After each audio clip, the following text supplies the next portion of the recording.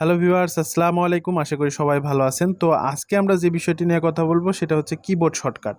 আমরা অনেকেই কিন্তু কিবোর্ড শর্টকাট বিষয়ে অবগত নই। তো সেই বিষয়টি আজকে আপনাদের দেখাবো। তো আমরা প্রথমে দেখব যে আসলে কিভাবে এই স্ক্রিনটা লক করা যায়।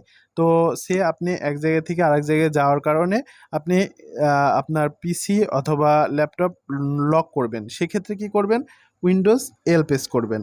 তাহলেই কিন্তু আপনার পিসিটা লক হয়ে যাবে। তো চলুন আমরা এটা আনলক করি। তো আনলক করলাম। এখন যেটা মানে যে শর্টকাটটা শিখাবো সেটা হচ্ছে স্ক্রিনশট। আপনার এই যে ডেস্কটপ বা ল্যাপটপ আছে সেটার বিভিন্ন জায়গায় যেয়ে আপনার স্ক্রিনশটের প্রয়োজন হতে পারে। সেক্ষেত্রে কিভাবে করব? যে আমরা এই যে উইন্ডোজ দেখতে পাচ্ছেন, এই উইন্ডোজ প্রেস করে আমরা এই যে প্রিন্ট অপশন আছে, এই প্রিন্ট অপশনে একটি ক্লিক করে দিব।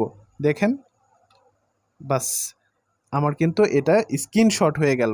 এটা আমরা কোথায় পাবো? আমরা এই যে দেখতে পাচ্ছেন যে পিকচার, এই পিকচার অপশনে গেলে কিন্তু আমরা এই জিনিসটা পেয়ে যাব।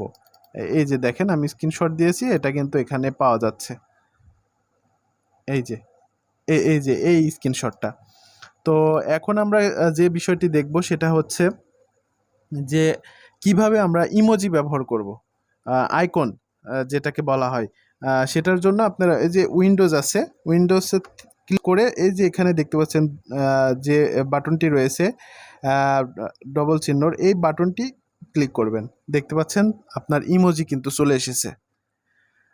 তো এবার আমরা যে বিষয়টি দেখব, আপনি এখান থেকে কিন্তু ইমোজি ব্যবহার করতে পারবেন।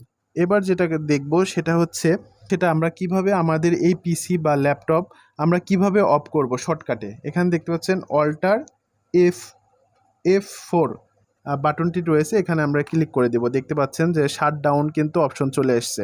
তারপর আমরা কি করব? এখানে ইন্টার প্রেস করব। তাহলেই কিন্তু আমার পিসিটা অফ হয়ে যাবে। তো ভিউয়ার্স, ভিডিওটি ভালো লাগলে অবশ্যই শেয়ার করে দিবেন।